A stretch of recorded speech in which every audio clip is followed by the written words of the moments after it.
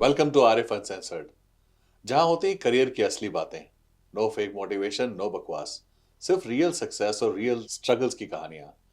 आज हमारे साथ फाइनेंशियल एक्सपर्ट बैठे हैं जिनका नाम है Jatinder Singh ji. Singh ji, welcome to Arif uncensored.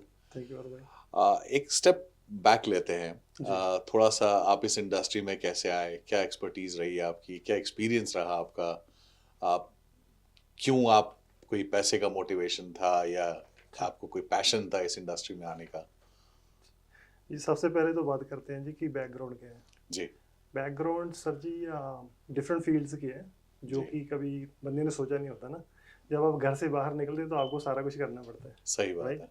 So background hospitality की है, काफ़ी देर काम भी किया है, फिर खुद के 2 रेस्टोरेंट भी चलाए हैं, कंस्ट्रक्शन कंपनी भी चलाई है और टैक्सी इंडस्ट्री में भी काम किया है, ट्रकिंग में भी काम किया है। ये सारी सो चीजें कनाडा में? हाँ जी, अच्छा। कनाडा में भी, और मैं पीछे से पहले स्पेन में रहा हूँ। अच्छा। सो उधर भी हमने काम किया। वो बैकग्राउंड है। इस फील्ड में आने का कोई खास इंटरेस्ट तो नहीं था, लेकिन ऐसा है कि कई बार जब आप कोई अच्छी चीज़ ढूंढ रहे होते हो तो ऊपर वाला भी आपको हेल्प करता है। हेल्प कर देता है। राइट। सो इसी तरीके से मुझे 2-4 बार अपॉर्चुनिटी मिली है इस फील्ड के बारे में जानने की, लेकिन वही है कि हम ध्यान नहीं देते, हम बोलते हैं कोई बात नहीं, it's one of those thing. सही है। लेकिन फिर क्या हुआ कि ऐसे ही हमारे जो मेरे ब्रदर ला हैं, उन्होंने मुझे एक बार बैठ के ऐसे बात की तो मेरा इंटरेस्ट जागा। मैंने सोचा कि हाँ यार, देखना चाहिए इस इंडस्ट्री में जाके। तो फिर वहाँ से जर्नी शुरू होगी। वाह। तो फाइनेंशियल सेक्टर तो बहुत वाइड है, जी। इसमें स्पेसिफिकली क्या चीजें आप करते हैं? जी, हम फैमिलीज़ के साथ ज़्यादा डील करते हैं, जो उसके पर्सनल फाइनेंसेस होते हैं, और जो कॉरपोरेशन हैं उनके साथ हम डील करते हैं, not as a accountant, as a financial professional उनकी हेल्प करते हैं कि लॉन्ग टर्म बेसिस के ऊपर अपनी टैक्स स्ट्रेटजी जो है और इंश्योरेंस प्रोडक्ट के द्वारा कैसे हम उनको यूज़ कर सकते हैं। अच्छा, थोड़ा सा और बताएंगे इस बारे में कि क्या स्पेसिफिक प्रोडक्ट या कौन सी जी। सर्विसेज होती हैं? सो इसमें ज़्यादा प्रोडक्ट्स होते हैं जी, जैसे कि जैसे आपकी कंपनी है, आपको कोई ग्रुप प्लान चाहिए आप आपके जी। एम्प्लॉयज़ के लिए, उनके साथ काम करते हैं। फिर लाइफ इंश्योरेंस है, क्रिटिकल इलनेस है, डिसेबिलिटी है। और फिर अगर देखा जाए तो जैसे हमने पहले कॉर्पोरेशन की बात की है कि कॉर्पोरेशन की टैक्स टैक्स सेविंग स्ट्रेटजी होती हैं जो इंश्योरेंस के थ्रू होती है। और फिर उसके बाद आज बात आ जाती है सेविंग्स की।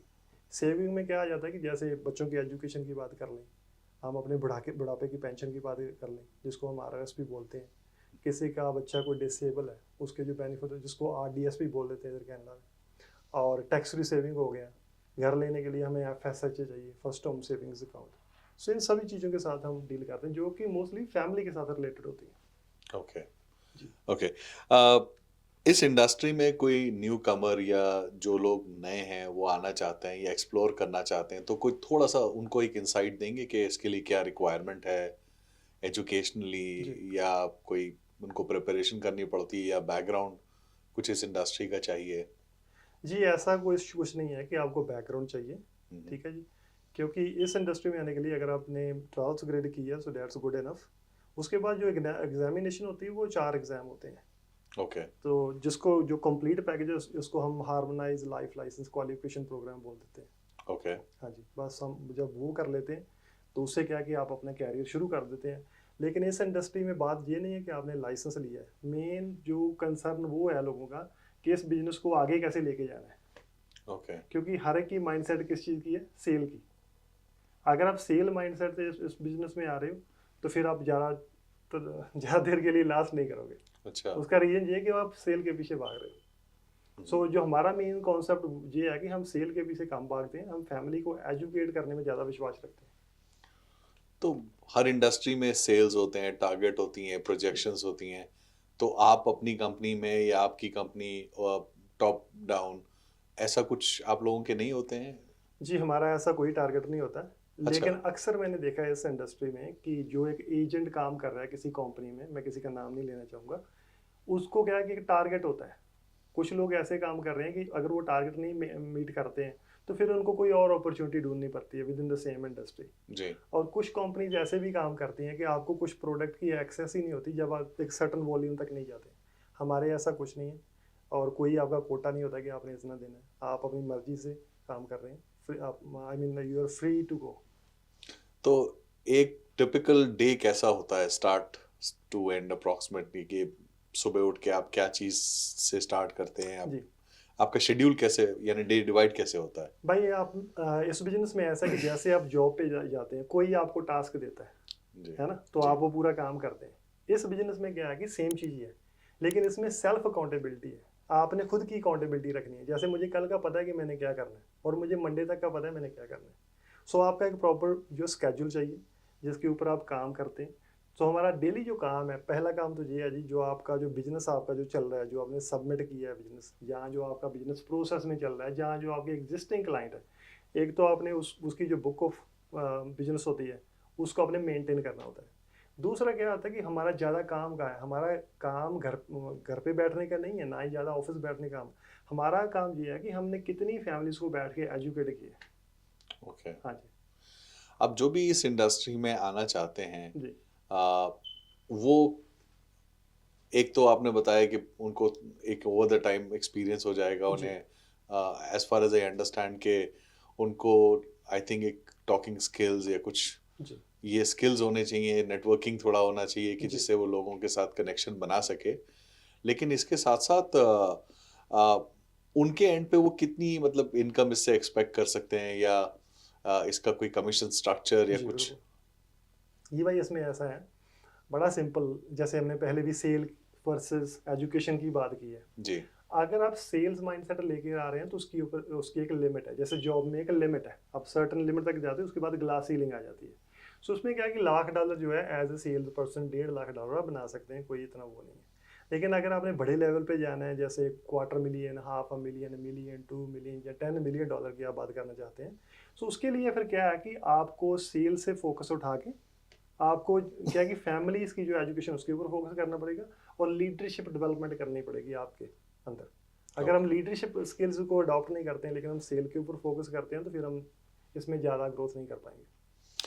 तो लेकिन इसमें कोई फुल टाइम रह के अपना घर चला सकता है? अब जैसे एक एवरेज 4-5 हज़ार डॉलर हम्म। एक बंदा अगर यहाँ उसको रहना है तो मिनिमम इनकम चाहिए है, जी। तो आपको लगता है ये इससे मीट हो सकती है? और अगर हो सकती है तो इस इंडस्ट्री में आने हम्म। के बाद कितने महीने या कितने साल बाद वो इस लेवल तक पहुंच सकता है? क्योंकि जी एजुकेशन आई अंडरस्टैंड कि इम्पोर्टेंट है, और लेकिन एट द एंड उसको अपना घर भी चलाना है, बिल्कुल उसको अपनी बिल्कुल। फैमिली को भी मेंटेन करना है, जी तो वो कैसे? भाई, मैं तो आपको खुद की एग्जांपल दे सकता हूँ। इसमें शुरुआत में क्या कर सकते हैं, एक ट्रांजिशन कर सकते हैं, एक ट्रांजिशन पीरियड की तरह इसको यूज़ कर सकते हैं। जैसे आप करंटली कोई काम कर रहे हैं, मैं खुद की एग्जांपल ही देता हूँ। जब मैंने शुरू किया तो we were in construction industry. जी। हम जो बेसमेंट रेनोवेशन का काम करते थे, और अच्छा चल रहा था, बहुत पैसे बनते थे, लेकिन लाइफस्टाइल नहीं था, इसीलिए हम उसको छोड़ के इधर आना चाहते थे। तो उसमें क्या है कि साइड पे वो चलता रहा। सो फर्स्ट 3 मंथ वो भी चलता रहा, इधर भी मैंने किया लाइसेंसिंग क्वालिफिकेशन। अब दूसरी बात आती है कि कितनी जल्दी आप छोड़ के आना चाहते हैं। क्या आज ये आपको आ, जो उधर पैसे बना रहे हैं उसको रिप्लेस करता है? डेफिनेटली करता है जी, बहुत ज़्यादा करता है, और कई गुना ज़्यादा करता है। अच्छा। लेकिन उसके के लिए क्या है कि depends on individual to individual. जैसे मैंने आपको पहले ही बोला था, एक बंदा एजेंट की मेंटालिटी लेके आ रहा है, उसने सेलिंग करनी है, जी। वो बिजनेस नहीं बिल्ड करने आ रहा, वो सही सिर्फ है। सेलिंग करने आ रहा है, सेलों के बेस के ऊपर बिजनेस बनाना चाहता है, वो नहीं कुछ करेगा। जब आपकी माइंडसेट होती है कि आपने इसको एज ए बिजनेस ट्रीट करना है। हम्म। अब लेट्स से आप बिजनेस में हो, लेकिन आप उसको एज ए एम्प्लॉई ट्रीट कर रहे हैं, तो क्या बिजनेस चल पाएगा? नहीं चल पाएगा। सही सो बात। मैंने क्या किया, 3rd मंथ में I adopt this business as a business, not as a employment, not as a commission, not as a agent. So उस दिन से लेके अब तक मैं तो फुल टाइम हूँ। हमारे पास तो सारा कुछ है, किसी चीज़ की कोई कमी नहीं है अभी तक। ओके। अच्छा, हर प्रोफेशन में कुछ ना कुछ कम्युनिटी इम्पैक्ट होता है। इस बिजनेस में, फाइनेंशियल सेक्टर में, आपको क्या लगता है किस तरीके से आप कम्युनिटी को इम्पैक्ट कर रहे हैं? भाई, जैसे आपने पहले भी क्वेश्चन पूछा था, मनी के रिलेटेड है ना। जी। मुझे लगता है कि इस बिजनेस में जो हम मनी बना रहे हैं वो तो है ही है, लेकिन हम मनी बना रहे हैं बाई इम्पैक्टिंग आवर कम्युनिटी। अगर कम्युनिटी पे कोई इम्पैक्ट नहीं है तो हमें मनी भी नहीं बन रही है, बहुत सिंपल है। और ये जो बिजनेस है, इस इनविजिबल बिजनेस, इसका जो इम्पैक्ट है वो बाद में दिखता है। और आपको भी पता है, जो इनविजिबल चीज़ें होती हैं वो ज़्यादा इम्पैक्टफुल होती हैं। विजिबल तो हम कर ही रहे हैं, जैसे मैं पहले काम पे जाता था, विजिबल ही जाता था, इतने घंटे लगाए, इतने पैसे बना ले। अब इसमें ऐसा नहीं है। इसमें क्या कर रहा हूँ, फैमिली की हेल्प कर रहे हैं। जब फैमिली की हेल्प कर रहे हैं तो इम्पैक्ट दिख रहा है। जैसे लास्ट वीक मैंने एक इम्पैक्ट किया है, मैंने नहीं किया, ऊपर वाले ने किया है। सो किसी फैमिली की हम $500,000 की हेल्प कर रहे हैं। आपको लगता है कि मैंने अभी तक कभी किसी की $500,000 की हेल्प कर सकता हूँ अगर मैंने करना हो फाइनेंशियली, या आप कर सकते हैं? मुश्किल है, सही बात है। तो इसमें हम इम्पैक्ट कर रहे हैं। और दूसरी बड़ी बात ये है, अगर कम्युनिटी की बात करें तो कई बार हम सोचते हैं हम पाकिस्तानी इंडियन कम्युनिटी की बात करते हैं। अब जैसे मेरे बिजनेस में एक कम्युनिटी नहीं है, मेरे बिजनेस में मैं आपको काउंट करने लगूँ तो मेरे पास 8-9 कम्युनिटी काम कर रही है मेरे बिजनेस में। तो हम सभी के ऊपर इम्पैक्ट कर रहे हैं। जैसे आपने लैंग्वेज की बात की, लैंग्वेज का बैरियर नहीं है। क्यों? क्योंकि मेरे पास बंदे जो फ्रेंच बोलते हैं, स्पेनिश बोलते हैं, पंजाबी बोलते हैं, सिंगला बोलते हैं, और भी लैंग्वेजेस बोलते हैं। सो अगर तो मैंने खुद पे करना होता, ठीक है जी, फिर तो मैं अपनी लैंग्वेज में बात करूँ, वरी करूँ। अगर मैंने अपनी लैंग्वेज में काम ही नहीं करना, मैं दूसरे बंदे को हेल्प कर सकता हूँ, ट्रेन कर सकता हूँ। और सबसे बड़ी बात ये है कि एक और इम्पैक्ट है, जो जो लोग थे जिनकी लाइफ में कोई चांस नहीं था आगे बढ़ने का, ठीक है जी, अब हमने उनको क्या किया, एक ओरिएंटेशन के दौरान उनको समझ आई कि हाँ यार मैं तो घर पे बैठा हूँ। जैसे कोई लेडी है, छोटे बच्चे हैं, ठीक है, कोई बंदा है उसकी एजुकेशन कम है, उसको लगता है कि यार मेरी सर्टिफिकेशन जो है उससे मुझे अच्छी जॉब नहीं मिलने वाली। अगर मैं कोई कैरियर भी फाइंड करता हूँ उसमें मुझे 15, 20, 30, 40 हज़ार डॉलर का लोन लेके करना पड़ेगा। इसमें आपने कुछ नहीं करना है, इसमें आप आएँ, अगर आपका इंटरेस्ट है तो आप इसको सीखें। सीखने के इसमें कोई कॉस्ट नहीं है। यही एक बिजनेस है जिसमें कि कोई कॉस्ट नहीं है, पैसे ही बनते हैं। और यही एक बिजनेस है जिसमें आप ब्लेसिंग लेते हो, ठीक है। बाहर क्या है कि हम हमेशा ब्लेसिंग निकालते हैं, किसी की ब्लेसिंग निकालोगे फिर ही आपको पैसे बनेंगे। इधर हम ब्लेसिंग लेते हैं, देते हैं। ब्लेसिंग का बिजनेस है, जितनी ज़्यादा आप ले सकते हैं ले लो, क्योंकि जिसका बैंक अकाउंट बड़ा है वो नहीं होता है, जिसके पास ब्लेसिंग ज़्यादा बड़ी होती है वो असली काम होता है। तो ब्लेसिंग का बिजनेस कर रहे हैं इट्स अ आप। Blessing business very good, and thank we you. Are blessed to be part of this business. Excellent, excellent. आगे जाने में इसमें कोई फ्यूचर या कोई अब नई टेक्नोलॉजीज आ रही हैं, एआई आ रहा है, तो जी इसमें कोई चीज़ों को इम्पैक्ट करेगा जी या पॉजिटिव या नेगेटिव आपको लगता है? जी भाई, ऐसा है कि अगर आप एआई की बात करें, एंड ऑफ द डे हम सब ह्यूमन ही हैं, और ह्यूमंस की नीड को ह्यूमन ही जानते हैं। अब जो गवर्नमेंट ऑफ कनाडा उन्होंने एक स्ट्रक्चर क्यों बनाया है लाइसेंसिंग का, क्योंकि उनको पता है कि इंश्योरेंस कंपनी किसी के घर नहीं जा सकती, ना ही इन्वेस्टमेंट कंपनी जा सकती, ना ही बैंक जा सकता है। उसके लिए आपको एक एडवाइज़र चाहिए, इसीलिए वो क्वालिफिकेशन प्रोग्राम है, ठीक है जी। ओके, सो इसलिए कि एआई से मुझे लगता है हमें फ़ायदा होने वाला है, ना कि कोई नुकसान होने वाला है। ओके, एआई से लोगों को क्या होगा, थोड़ी एजुकेशन बढ़ जाएगी। जब एजुकेशन बढ़ जाएगी तो we can easily sit with the family and help them to do the right things, ठीक है जी। इंटरेस्टिंग। और दूसरी बात ये, अगर आप फ्यूचर की बात करें इस बिजनेस की, आप मॉडर्न टाइम से निकाल के देख लें, चाहे गूगल पे सर्च मार लें या और भी कहीं, जो भी आपके पास सोर्सेज हैं, कौन सी इंडस्ट्री जिसमें सबसे ज़्यादा पैसा है, पहले नंबर पे आपको फाइनेंशियल सेक्टर ही मिलेगा। क्यों? क्योंकि जितना भी कुछ हम इधर देख रहे हैं, सारा कहाँ से आता है? पैसे के बिना आता है? पैसे, सही नहीं बात आता है। तो सबसे बड़ी इंडस्ट्री कौन है फिर? पैसा है। पैसे, और हम किस बिजनेस में?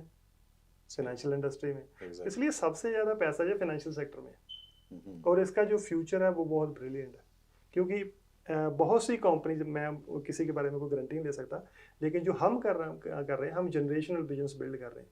ये मेरे तक सीमित नहीं है, ये आगे का आगे चलता जाएगा। लेकिन बाहर कौन सा बिजनेस है जो आगे का आगे चलता जाएगा? जैसे एग्जांपल लेते हैं कि फिजिशियन बंदा है, समहाउ डिसेबल हो जाता है या नहीं रहता है इस दुनिया में, क्या उसकी वाइफ भी सेम सर्जरी करेगी या सेम मेडिकल डॉक्टर बन जाएगी उसके जाने के बाद, Possible या नहीं, बेटा हाँ। बन जाएगा? नहीं बनेगा। सो इसमें हम जो कर रहे हैं वो एक रोल ओवर प्रोग्राम है, जिसमें कि जनरेशन टू जनरेशन ये चलेगा, खत्म नहीं होने वाला। Okay, interesting. So I don't see is as a business or something, I see as a generational impact. Excellent. हाँ आगे इसमें कोई एडवाइस देना चाहेंगे, कोई पाथ बताना चाहेंगे कि जिसको आना है वो कैसे आएगा, आप कितनी उनकी हेल्प कर सकते हैं? आपको कोई कांटेक्ट करना चाहे तो आपकी डिटेल्स आप शेयर करना चाहेंगे? जी बिल्कुल कर सकते हैं, कोई इशू नहीं है जी, भाई। इसमें पहली बात तो ये है कि मैं तो सबसे पहली बात एक बोलूँगा, आप एक ओरिएंटेशन सेशन में आए, आके हमें मिले, मिल के बैठ के बात करें, ठीक है। सो उसमें क्या कि हम आपको एग्जैक्टली बताएंगे इस इंडस्ट्री में कौन कौन से मॉडल हैं, तो आप कहाँ फिट होते हो, क्योंकि एंड ऑफ द डे आप एक माइंड सेट लेके आ रहे हो। कौन सी माइंड सेट लेके आ रहे हो? क्योंकि पहली माइंड सेट होती है कि मैंने एजेंट बनना है, तो एजेंट आप आरबीसी के साथ बन जाओ, वो एजेंट ही होते जो टाई लगा के बैठे होते हैं उधर, सेम लाइसेंस उनके पास है जो हमारे पास है। दूसरा कि आपने खुद की ब्रोकरेज खोलनी है। तीसरा है कि आपने मल्टीपल ब्रोकरेजेस खोलनी है, जैसे मैकडोनल्ड की आप एग्जांपल लें। जी। मैकडोनल्ड जो वो किस बिजनेस में है? फ्रेंचाइजिंग में है। फ्रेंचाइजी में है। तो हम भी लोकेशन बिजनेस में हैं। ओके, जो मेरा मानना है कि एजेंट तो शुरुआत है, लेकिन एटलीस्ट आप ब्रोकर बनने चाहिए, और ब्रोकर के बाद आपके पास मल्टीपल ब्रोकरेजेस होनी चाहिए। तो हम उनको बता सकते हैं कि कहाँ से शुरू करना है, फिर हम उनको स्टेप बाय स्टेप आगे लेके जा सकते हैं। और जो लर्निंग कैपेसिटी है वो इंडिविजुअल टू इंडिविजुअल होती है। अब जैसे आप हो, आप मुझे कुछ सिखाना चाहते हैं लेकिन मैं सीखने को रेडी नहीं हूँ, हम्म, आपके पास एजुकेशन ज़्यादा है ना, लेकिन मैं आपकी बात अडॉप्ट करने के लिए रेडी नहीं हूँ, तो मैं कैसे सीख पाऊँगा? सो अडॉप्टेबिलिटी चाहिए, कोचेबिलिटी चाहिए। ओके। हाँ जी। कोई और मैसेज आप स्पेसिफिक देना चाहेंगे? कांटेक्ट आपकी इन्फॉर्मेशन शेयर कर लें कि जी वो कैसे, कोई आप स्पेसिफिक कोई डेज वो आपको कांटेक्ट करें और आप उनको कितना सपोर्ट दे सकते हैं, क्योंकि कनाडा में एक ये जो न्यू कमर्स होते हैं या फिर जो इस इंडस्ट्री में पार्ट टाइम आना चाहते हैं या हाउस वाइफ्स होती हैं, क्या ये उनके लिए सूटेबल है जी आपको लगता है, या वो ज्वाइन कर सकते हैं? जी सर, मैं तो हाउस वाइफ की अगर बात करें तो मैं कितने लोगों को जानता हूँ जो कि हाउस वाइफ से एज उन्होंने जस्ट पार्ट टाइम शुरू किया था, आज उनकी इनकम जो 2.5 3 लाख 5 लाख 1 मिलियन तक है। वाह, ओके। ठीक है जी।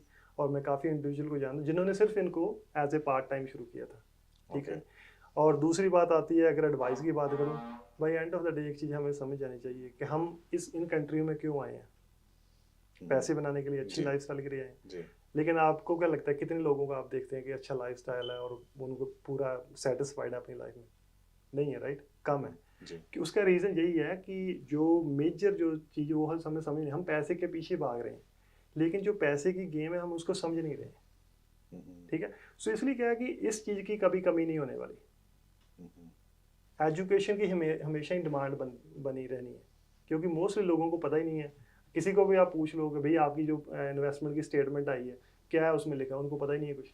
सही बात सो इसलिए क्या है कि एक बहुत बड़ी इंडस्ट्री है जिसमें कि जो ज़रूरत है एक बहुत बड़ी है, वो बनी Okay. रहनी है। और बाकी रही आपकी कांटेक्ट करने की बात, आप मेरा नंबर डाल सकते हैं अपनी पॉडकास्ट के ऊपर भी। जी। एनी टाइम कोई भी कांटेक्ट कर सकते हैं। और मोस्टली अगर हम आपका फ़ोन नहीं पिकअप कर रहे हैं तो प्लीज़ एक व्हाट्सएप पे मैसेज छोड़ दें, जहाँ आप टेक्स्ट मैसेज छोड़ दें, और जब भी हमारी अवेलेबिलिटी तो हम आपको कांटेक्ट कर लेंगे and obviously we can give you an orientation. Perfect. उसमें कोई लैंग्वेज रिक्वायरमेंट या कोई लैंग्वेज लिमिटेशन? जी भाई, एक बहुत बड़ी चीज़ आपने पूछी है कि मैं कई बार सरप्राइज हो जाता हूँ। मैंने भाई ऐसे बंदे भी देखे हैं इसके अपने वाले बिजनेस में काम करते, जिनके पास आंखें नहीं हैं oh. And they are making $250,000। ठीक है। सो भाई इस बिजनेस में ऐसा कोई लैंग्वेज का बैरियर नहीं है, क्योंकि कौन सी कम्युनिटी है जो इधर नहीं रह रही है? सही बात है। सारी कम्युनिटी रह रही है। और जो फिलिपिनो बंदा है फिलिपिनो में बात समझेगा, उस पंजाबी से नहीं बात समझेगा, ना ही इंग्लिश में। तो कहने का इसमें कोई बैरियर नहीं है। ओके। बैरियर हमारे अंदर होता है, बाहर कोई बैरियर नहीं है। जब अंदर बैरियर खत्म हो जाता है तो बाहर खुद ही बैरियर खत्म हो जाता है। बहुत बढ़िया। चलिए, thank you so much Singh साहब, आपने काफ़ी इंसाइट्स दिए। आई होप इसमें जो हमारे व्यूअर्स हैं इससे कुछ फ़ायदा उठा सकें। जी बिल्कुल। और मैं आपका नंबर पॉडकास्ट में डाल दूंगा, तो आप उनको डेफिनेटली हेल्प करें। जी thank you so much, really good thank you talking to भाई, यू।